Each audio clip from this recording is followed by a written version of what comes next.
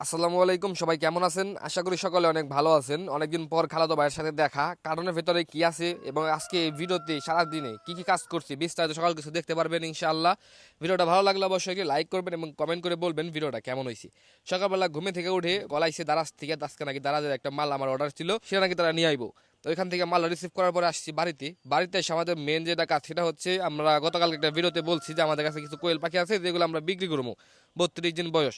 সেইগুলা হচ্ছে আপনার 4-5 দিনের ভিতরে ডিমে চলে আসবো। তো আমার খালতো ভাই বলতেছে, ভাই আমাদের করা ডিম পাখি দিয়ে, এর আগেও করা পাখি নিয়েছিল, কিন্তু সেগুলাও আসলে ঠোকরা ঠোকরির কারণে 2-4টা পাখি নিয়েছিল, তার কারণে সেগুলো বাঁচাতে পারে নাই।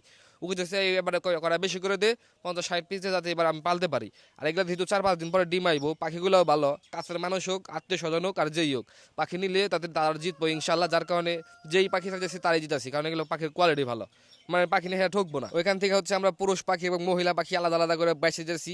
আমরা ওরা দিতেছি হচ্ছে 40 পিস আপনার মহিলা পাখি এবং 10 পিস পুরুষ পাখি দিতেছি। পুরুষ পাখি দেওয়ার মেন কারণ হইলো যাতে পরবর্তীতে ও নিজের ইচ্ছা ছোটখাটো একটা মেশিন অথবা মুরগির নিচে বসে ডিম থেকে আপনার কোয়েল পাখি বাচ্চাগুলো ফুটাইতে পারে। আর পুরুষ পাখি যদি না দেয়, শুধু ডিম পারবো, খালি খাইতে পারবেন, কিন্তু সেগুলো থেকে আপনারা বাচ্চা ফুটাইতে পারবেন না।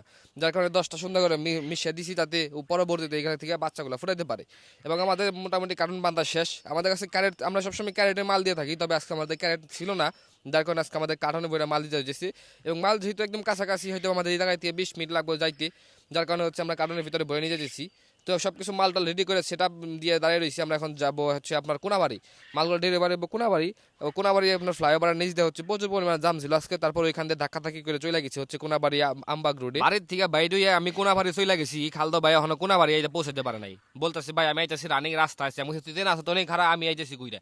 এক জাম ঠেলতে ঠেলতে কোনাবাড়ি গেছি, আরেক জাম কোনাবাড়ির ভিতর থেকে আমবাগ রোডে ঠেলে ঠেলতে গেছিলাম হচ্ছে আপনার তেঁতুলতলা মোড়ে ওই জায়গায় দাঁড়াইছি। ও মানে এসে দেখি দাঁড়িয়ে রয়েছে, কথাবার্তা বললাম, অনেকদিন পর খালদো ভাইয়ের সাথে দেখা, এবং ওরা মালগুলা দিলাম, বুঝে দিলাম যে কোনটার ভিতরে কি আছে সবকিছু বলে দিয়েছি। কারণ ও নেবো কিছু আর বন্ধু নেবো কিছু। এখন দুইজনে মনে করেন যে আস্তে আস্তে হয়তো বা বুদ্ধি করে প্ল্যান করে হচ্ছে আপনার কাজগুলা করতেছি।